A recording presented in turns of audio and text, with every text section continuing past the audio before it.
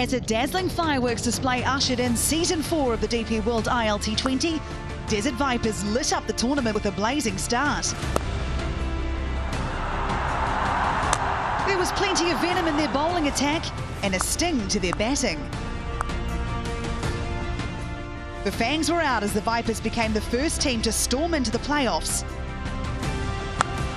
The imposing figure of Kyron Pollard and his men in blue now stand between them and a place in the final. Yes! Spin wizards from Afghanistan, heroes from UAE and global T20 superstars go head-to-head in a battle of equals. From a super over to last ball dramas, the league stage has had it all. So brace yourself for an avalanche of action as the playoffs kick off tonight in Abu Dhabi. And the first of the playoffs happens tonight from Abu Dhabi. It is Qualifier 1, the Desert Vipers taking on My Emirates.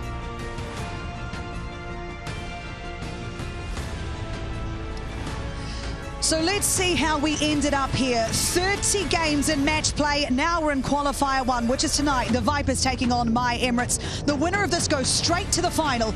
If you lose tonight, you get another go. Qualifier 2 is happening on the 2nd of Jan.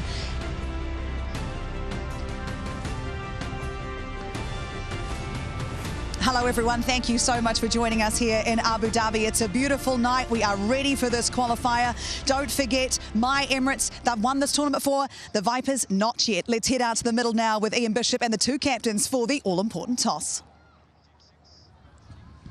Yeah, it's a bit chilly out here in the middle of the Zayed Stadium, but it's about to get a lot hotter. The first time these two teams are meeting in the playoffs of the DP World ILT20. Two most successful teams in this tournament. History, actually. And this big fella is what they're playing for. Speaking of big fellas, I've got Sam Curran to my left, the captain of the Vipers. Kyron Pollard, the My Emirates captain. Roshan Mahanama is the match referee. Roshan, who's got the coin? Sam's got it.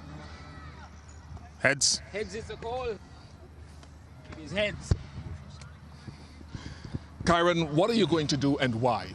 We're going to bowl first. I don't have a why as to why we're actually going to do it, but we're going to bowl first. You're not going to give me any more information on that. As you look at this playoff now, you're one apiece with the Vipers over the season. What's going to be the key in the end of this one, you think? I just think in playoff cricket, you know, anyone can take the game away from you. I just think you just need to remain calm as possible.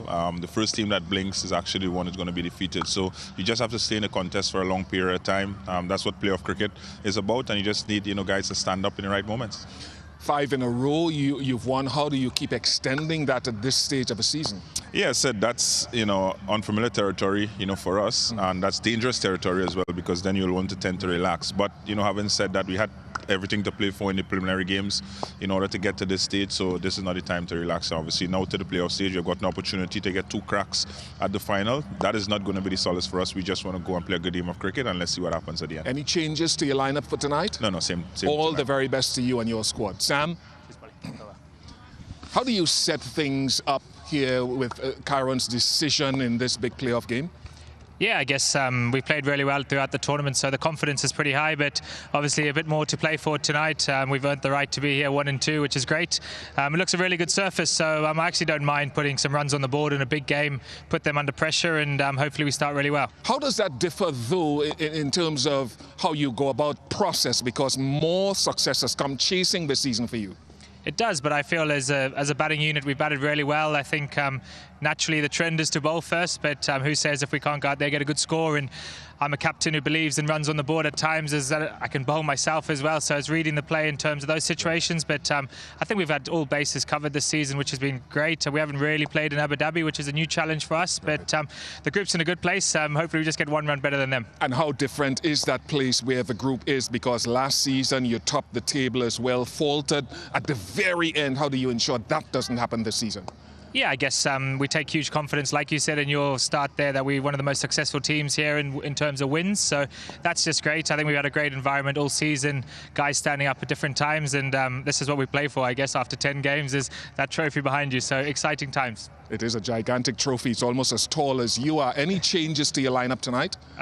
Changes-wise, with our batting side at the moment, there's no changes, and I guess we'll maybe strategically look how the wicket plays with the impact player, but pretty much the same team that played in Sharjah. Great to see you. Oh, sorry, we've got M3Y1J comes in from Pakistan. There we go. It's sorry, clicked. I just remembered. That's okay. Thank you very much for your time. Cheers, thank you. All right, thank you very much to two wonderful leaders, Kieran Pollard and Sam Curran. And just a reminder, they're playing for this big fella behind me, and my Emirates have won the toss. They will be bowling first. Right, so we now start to talk about this strip here in this cold breeze. Simon Dula, I'll come closer to you because it might warm me up a little bit. Big game, big playoff game, start of the playoffs. Explain to us and the viewers what you are seeing here and how you assess it. It looks good, Bish. I will say that strong westerly wind is going to play a role. We'll get into the surface because as we come down and take a look at it shortly, when you look at the numbers from sideways, 67 metres and 66 metres, so not much difference. That wind is going to play a part, I will say, through the night. What has worked here from a seamer's point of view compared to the other venues? We'll take a little look at Hawkeye and what they've produced. 6.3 metres is the key when you're bowling on this particular surface. It gets a little bit of bounce, it gets a little bit more bounce, and it's got more bounce than Sharjah and more bounce than Dubai ground. So that means you get the right length, you will get the right results. That's the key. It's this area right in here. This is the 6.3 metre length. You will get that nice bounce, that kiss off the surface. It's got a good covering of grass on it. We come down, we just have a little bit, look at here, this Kumar, it's just got some nice grass covering on it, and we're right in the centre of the ground. This pitch has only been used once so far this season. It produced 180 runs. The average scores in the first 7 games have been 169. In the last 4 games have been 138 batting first. Spinners have had much more of a play, but I think what they've done here tonight is they've saved the best for last, as Vanessa Williams would say in her wonderful song. Put runs on the board, you might be okay, but those runs need to be around about 175, 180. I'm sure, like everyone else, I'm devastated that Dooley didn't bust into song there, but a great pitch report and great job, Bish, at the toss for old Sam Curran and the size of that trophy. Goodness me. Dinesh Karthik is joining us on the team, and I've got Andy Flower alongside me as well. And Dinesh, it's great to have you here. We haven't done this together since the T20 World Cup finals, so it's good to be back together in Abu Dhabi. How are you feeling about stepping over this side of the boundary? I was feeling okay until Ian Bishop started sledging Sam Curran there. I thought, wow, that's not going to be an easy evening. Andy Flower, you've been with me all tournament, and we have seen the ups and downs of my Emirates, but they certainly have hit their straps at the right time as we enter Qualifier 1. What do you put these 5 wins in a row down to for this side? Yeah, they've played some excellent cricket. I mean, the first thing I'd mention about their form and some of their wins has been Pollard's leadership. I think he's been excellent as captain. I've watched him over the years, and he's really animated in this tournament. He's made some really obvious tactical changes to squeeze the opposition, and more recently, he's really bringing spin into the My Emirates attack. They had lots of success with spin in their last game here at Abu Dhabi. And I think he's marshalling his bowlers really well. He's marshalling his resources really well. So that bodes really well for My Emirates, I think, going into this contest. DK, you've had a unique perspective on this My Emirates side because you've played them in this tournament. You've been around it. You've watched what Pollard's done. You've watched the different players step up. What's screamed out to you about this side and why they are deserving of being in this first qualifier? I must admit, they're one of the few franchisees who have consistently held on to their players. For example, Mohammad Wasim, who's been outstanding for them. And Kieran Pollard is a voracious reader of the game. He is someone who understands situations quite nicely, when to push and pull depending on how the pitch is, how the bowlers are reacting on a given day. And he's been at that place for so long, wherein he is such a strong part of the franchise. In IPL, he's one of the coaches. When you go across the world for other competitions, he's there either as a player or in some strong capacity, which is helping a team. And you can see that how we play very strong when an MI plays, because they have a certain DNA. They believe in winning. They believe in investing in the same set of players, building a strong squad, and that seems to come through with every tournament that they play across not only the continent, across the world. It absolutely is. And if we take a look at the Vipers side, I mean, equally, this is a franchise in this tournament that has long talked about the way they build their team and the family that they build within that team at this tournament. Everyone loves it. Everyone speaks very highly of the environment built by Tom Moody and the coaches. So, Andy, why is it that they haven't been able to lift the trophy? 3 out of 4 times they've made it to a final. They've won more games than any other team in this tournament. Why can't they win it? Well, could they this year is probably more the question. Well, they've been super consistent, haven't they? Really well led by Tom Moody as director of cricket and James Foster as head coach. You know, they're both pretty calm guys, and I think they really recruited well in their first year. So DK mentioned the contributing factor to my Emirates doing well was consistency of selection. Same with Vipers. They recruited well early. They've been able to keep a core unit together. They're very well led by initially Lockie Ferguson and then Sam Curran. And then particularly in this tournament, their seamers have been outstanding. They're 4 seamers. David Payne's been really good up front with the swing. Kuzema is one of the outstanding swing bowlers, and as an Emirates player, standing out in the tournament like that is not easy, firstly, and so he's been brilliant for them. Sam Curran, as one of the left-arm seamers, has been steady and brilliant with the bat. But I think it's their attack that have really kept them dominating in this tournament. Another one who stood up with the bat is Max Holden. Let's find out more about him. Who's got the most runs in this edition of the DP World ILT20?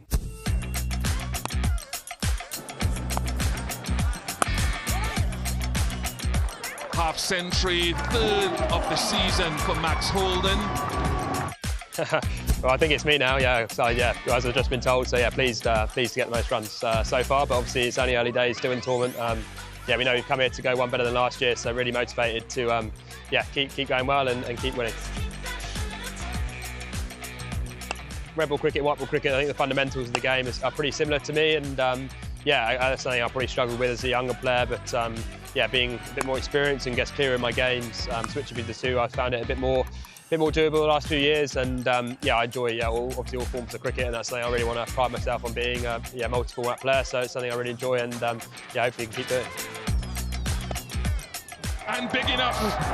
So Holden does hit a 6. His first of the tournament. Yeah, it's not just about big sixes. Yeah, I don't think it ever has been in T20 cricket really. I think yeah, obviously it's everyone's got a different role in the team, and yeah, I'm pretty clear on mine and pretty at peace with it. I know obviously there's other guys with more power in the squad. Play the situation, you know, I think probably less yeah, funky shots than I probably did do a couple of years ago, and tried to just sort of keep my fundamental basics in a good place and react to the ball, and yeah, play the situation the best I can. I'm pretty at peace with my strengths and my weaknesses, and yeah, obviously always looking to evolve and improve. But yeah, as long as this team and the coaches around me are happy, yeah, I'm just sort of happy to do my job for the team, and yeah, the sort of criticism, I guess, or anything like that never really phases me too much, because as long as the people close to me are happy with how I'm going about things, and yeah, obviously, you know, cricket is success and failure, but yeah, you just got to stay as level as you can and enjoy it. I've loved my time in the tournament. I think obviously particularly with the Desert Vipers, I mean, I'm really lucky, they're such a good environment. Yeah, they've given me a lot back in the last couple of years, and yeah, I've really enjoyed my time as part of the group, so that gives me extra motivation to go out in the middle and perform well for them, and yeah, repay the faith and yeah, repay the enjoyment and everything they've provided us the last few years. Holden's going to max it. And an interesting stat, I suppose, is he's scored all those runs, but he's only hit 160k. What's happened there? I think he's a player who's someone who's punched a little bit above their weight, purely because of the skills that he possesses in this format. A lot of us speak about power, and even this 6 barely managed to get over the rope. Tells you that don't tell him that. He's not someone who's going to be a big 6-hitter, but what he does do really well is understand his strengths, which is staying beside the line of the ball, making sure that he hits in areas that not everybody can access, and the courage to be okay with it and then play long innings. He's someone who's been a consistent performer for Middlesex for some period of time now.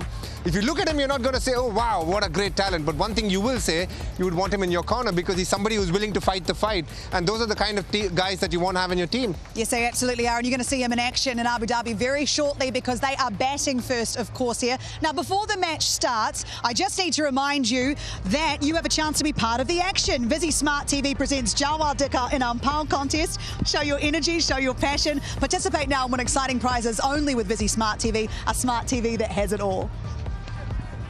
Okay, we're going to take a short break here from Abu Dhabi, and when we come back, we are ready for this first of the finals of Season 4 of the DP World ILT20.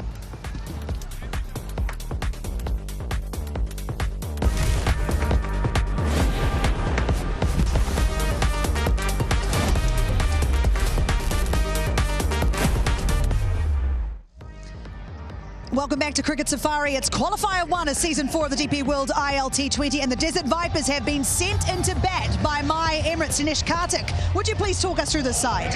Quite a solid team. They've got depth in their batting, but most importantly, one important change there. Khuzaima Tanveer comes in place of Naseem Shah in the starting 11.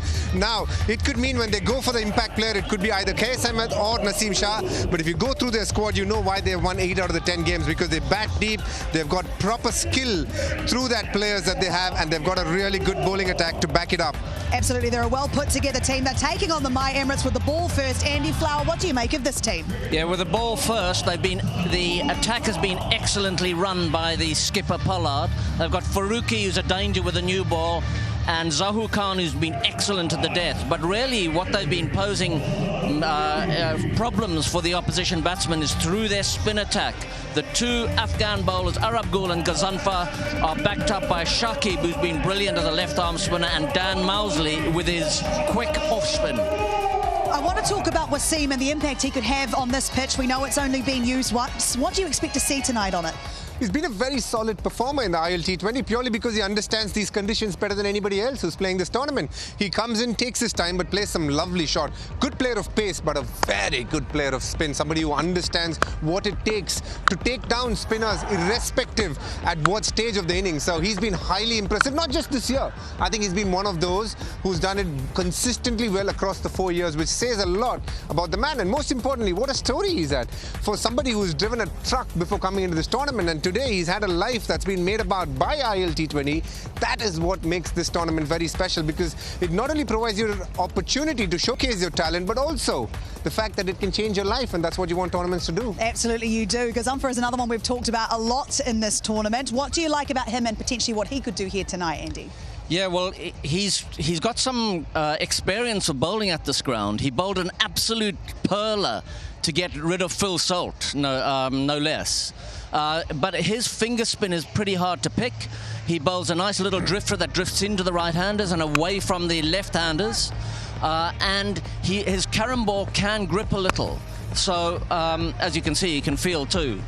So he's a real danger man for the Vipers batsmen here, right or left. And he likes competing, this guy. You can see it in the way that he celebrates his wickets, in his whole body language. A great young competitor. Both teams are stacked with great competitors. So who are you picking tonight, DK? I would have said MI, but I have a feeling, strange feeling, in fact, that Andy Flower is going to pick MI, and hence I'm going to go for Desert Vipers and see how well they do tonight. Andy? You're always so contrary, aren't you? I need to be. But you're right. I'm going for my Emirates tonight. I think their power in the middle with Romario Shepherd and Pollard, and Wasim and Fletcher at the top, outstanding. All right, we take a break and we are into it when we come back. Don't you go anywhere. Qualifier 1, it's on the DP World ILT20.